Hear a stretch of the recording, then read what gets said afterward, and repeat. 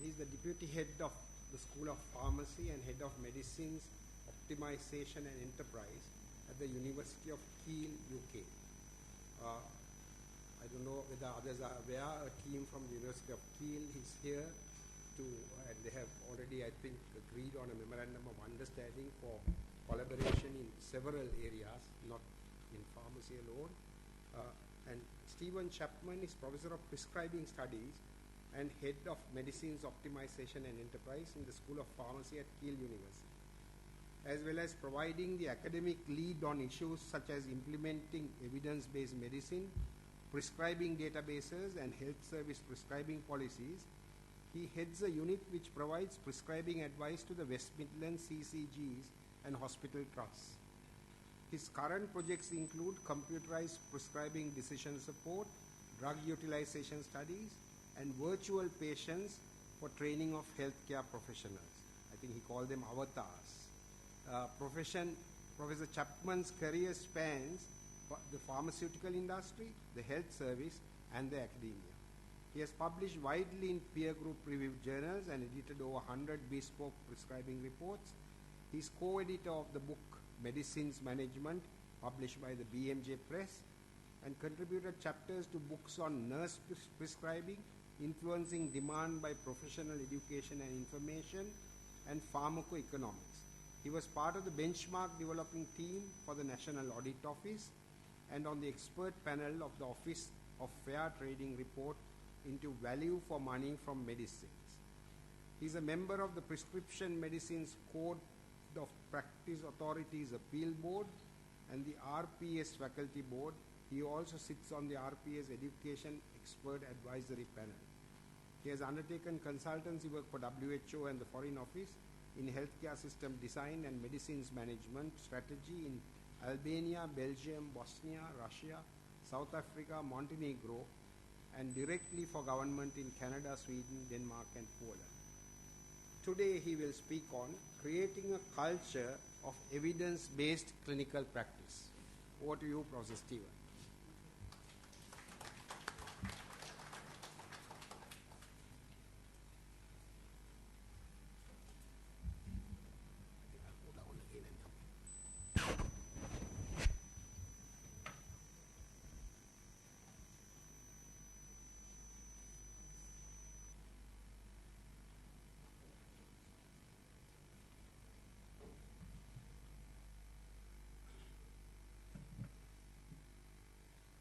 Chairman, colleagues, thank you for the kind introduction. Good afternoon, and if I get this right, are you Bo1?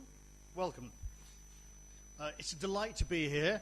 It's a beautiful country. You can see I've already met some of the residents, and actually, by accident yesterday, took part in somebody else's wedding banquet, which was quite an interesting experience. So this is where I come from. Keele's up just in the north of the West Midlands. This is our campus. As you can see, it's very beautiful as well. Lots of greenery. Very similar to KDU in many ways. So, to the subject at hand, I often talk about the UK and I never know whether I'm going to be a good example or a horrible warning to other health economies. These are the challenges globally, I think, in medicine. This is not unique to UK or Sri Lanka.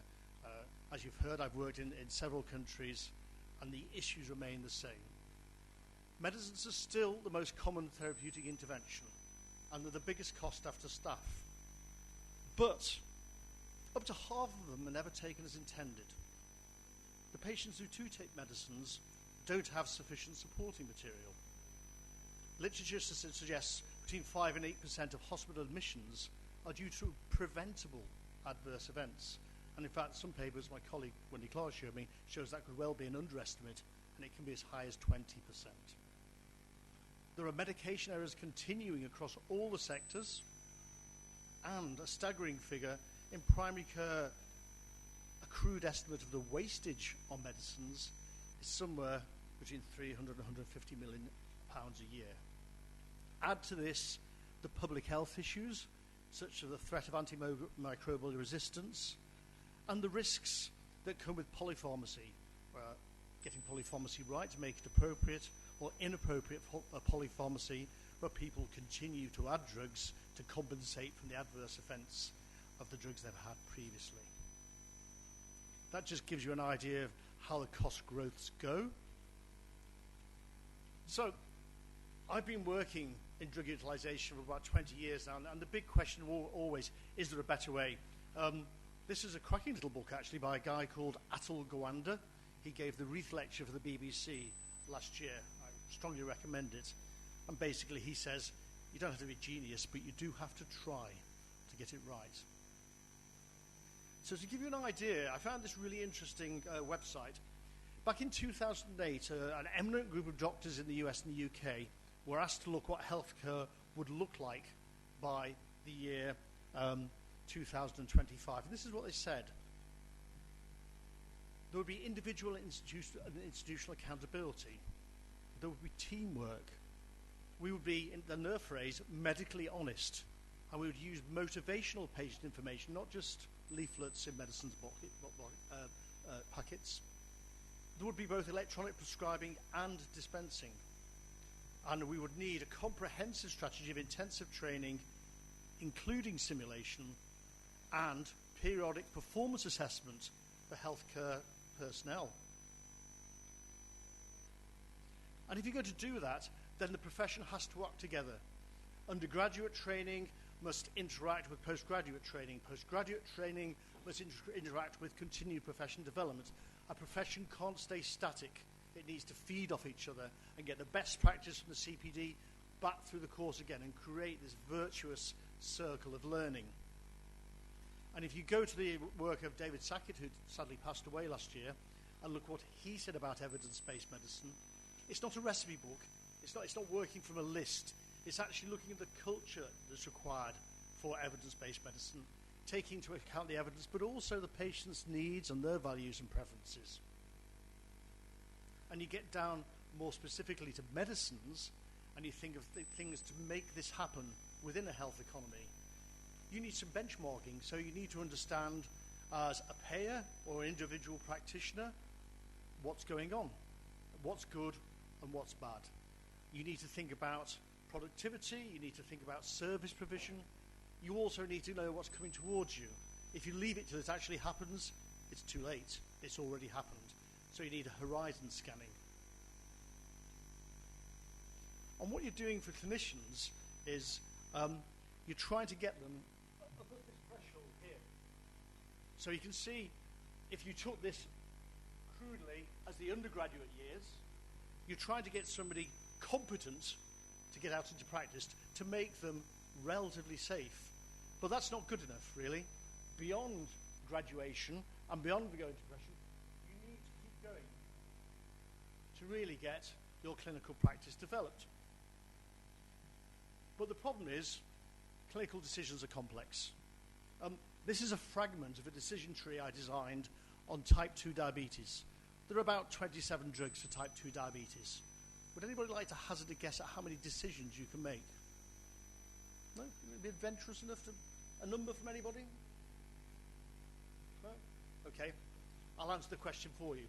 There's 1,271 possible decisions you can make on those drugs. I know I've mapped them all out.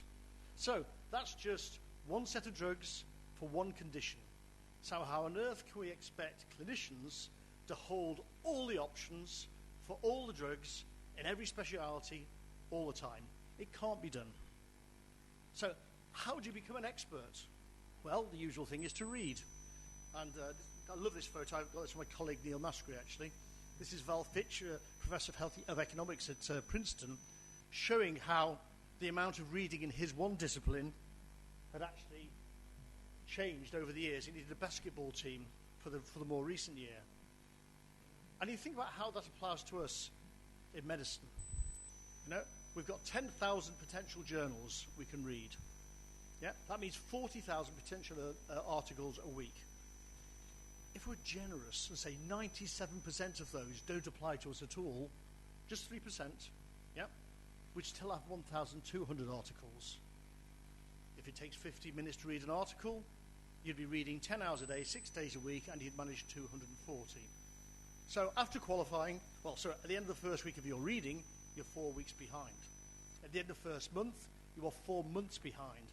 and the end of the first year, you're 5 years behind in your reading. So, you become a bit like this. I don't know if you have Sylvester and Tweety Pie in this country, but the thing is, the cat never catches the bird. And so you need to break out of this cycle of going from incompetent to competent and realize what you're doing. You need to become consciously competent. You need to evaluate your practice. You need to understand, and you need to avoid this bit here. How do you do that? Well, if you're going to implement evidence, we use the acronym RNLI. So you do the original research. So these are the clinical trials here that generate the evidence base. Then you need some form of guidance. That could be a national body, that could be a university, or whatever. But that's not enough. You need to translate that guidance then into pathways that work locally and then all the way down to the care of the individual patient. So how do we train our students to do that? Well, in our M-Form, this is which shows the sort of settings in which we will actually have our students working with patients. And you can see we use simulated patients, which are actors playing patients. We have expert patients coming in. We go out into the hospitals, we go out into primary care. But what I want to talk about now is my obsession, which is virtual patients. So why have virtual patients? Well, the actual patients, simulated patients, give you a hands-on experience, but they present two challenges. One is standardizing the process, and the other is getting access to the right sort of patient at the right time. So no actual patient can act the same way with every single student all the time. Technology won't get tied. And with access, it's quite straightforward. If I want to teach tennis elbow on a Wednesday afternoon at 2 o'clock, I have to make sure there's a tennis elbow there to look at. And that's not always possible. So why use avatars? Why not mannequins? Well, avatars allow you to take your consultation to its logical conclusion. It won't correct you. So you see both the short and the long-term consequences of your decisions for the patient, for the healthcare team, and it concentrates on the emotional intelligence. It goes back to my previous colleague, thinking about how you're talking with patients rather than the physical bit of actually just manipulating the elbow or whatever. So if the technology works, I'm going to give you a very brief demonstration. So this is a one we use with our students on our Titus Media. And we started up here. Oh, yeah, there we go. So if I put my name in here, so it recognizes me. You can put anybody's name in, so I'll put it there, Steve. I press continue. Click it off. And you can see already it knows who I am, and I've got a series of options I can ask. So I'll say, hello, I'm Steve, I'm the pharmacist, because I'm very polite. Hello, I need this prescription for my grandson. He's really poorly with an ear infection. Doctor said it was otitis media. What is that exactly? So I'll quickly answer a question. Oh, right. His mum's really worried, so I need to get back quickly. How long will it take, please? So now what I'm going to do is have a look at a prescription. So there's a prescription for Pen-V for a 4-year-old. And the highly trained pharmacists amongst you will all know that that's a bit of an adventurous dose for a 4-year-old. So the question is, what do you do about it? Well, you could just check that the patient is the right age. So I'll ask her. If I get my... Whoop. So I'll just ask, how old is your grandson?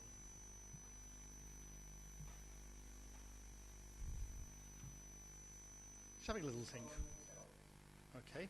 Now, it's a prescription for penicillin. Do you think there's anything else you may want to ask? No? Allergies, thank you. Participation for the front. Marvellous. So I'll ask. Whoops. Has your grandson got any... Oh. Got ant allergies, hang on. Typing's never been my strong point.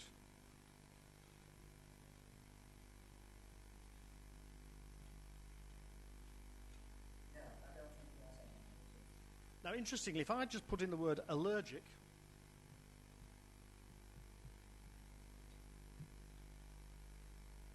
No, I don't think it has any negatives. so the system is capable of recognizing the thing asked in a couple of ways. Now, this could go on forever. We could check the prescription's okay by phoning the doctor. Handel House Surgery, how can I help you?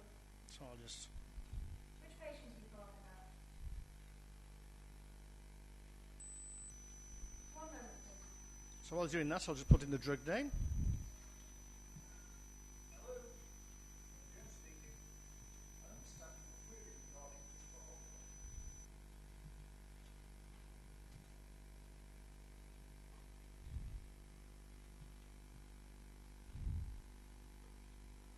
Oops.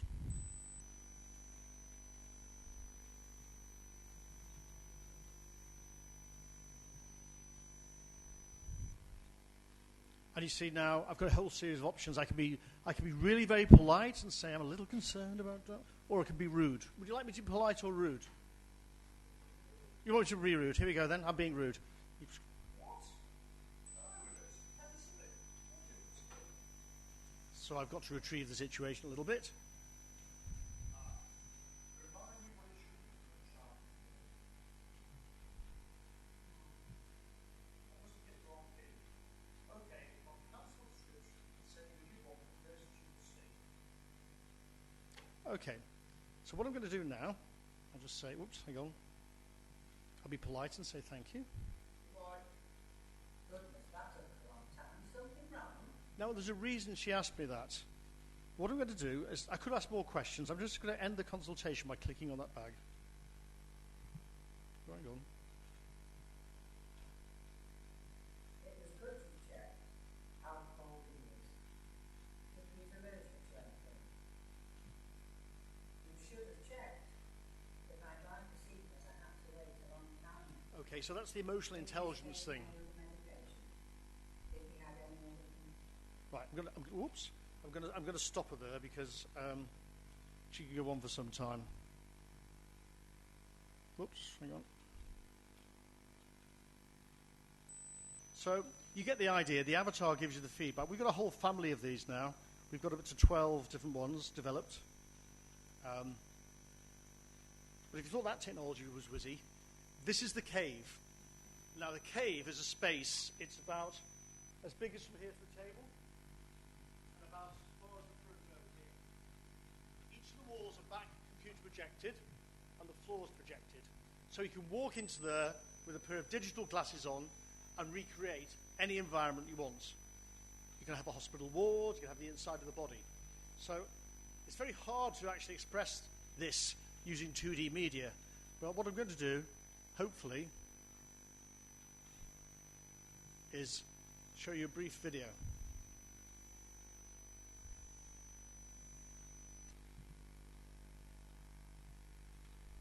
Welcome to the Keele Active Virtual Environment, or CAVE, a new installation we put at the university to help us provide standardised access to clinical scenarios with screens either side of me here and to the rear and the floor, all of which having computer projections on them which can simulate a number of environments.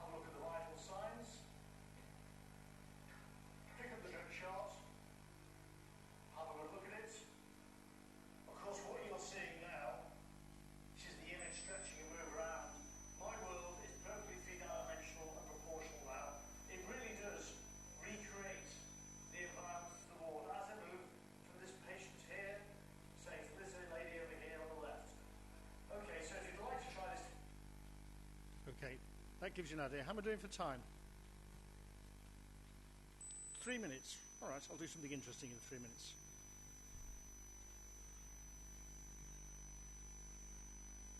So,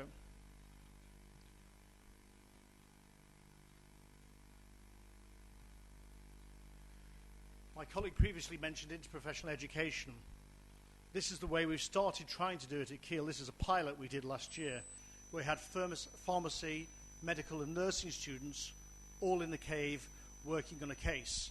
It was really very interesting. As we were working here, we had a bed over here with a lady with a dyspepsia who'd been given a non-steroidal drug without any gastroprotection. So she had stomach pains, and so the nurse and the pharmacist and the doctor all talked about getting gastroprotection in and omeprazole or whatever. And then I pressed a little button, so a patient in another bed had an asthma attack. You should have seen what happened. The nurses physically grabbed hold of the doctors like this, pulled them across the ward and said, "You need to deal with that patient." The pharmacist sort of stood there like that, looking into mid-space, absolutely terrified. And then the nurses walked away. And it was a really interesting experience in how the hierarchies emerge in real life. And what we did afterwards, we had a case feedback and discussion. Absolutely fascinating the way each of the medical profession students took something different away from that. But it worked exceptionally well. Is that time up? Here's my final slide. When our students are in there, they don't know that we can see them as well as they can look out because there are cameras in the cave. And I took this shot during one of the sessions. And what absolutely fascinated me was look at the faces. They are grinning. Now, I would love to think that when I give one of my lectures, the students sit there rapt and adoringly and smile at me. Most of the time they're looking out the window or at the mobile phones or something like that. If they're that engaged with the process, they're learning. And if they're learning, they're going to be successful. And that's the key to getting your evidence-based practice moving forward. Thank you very much.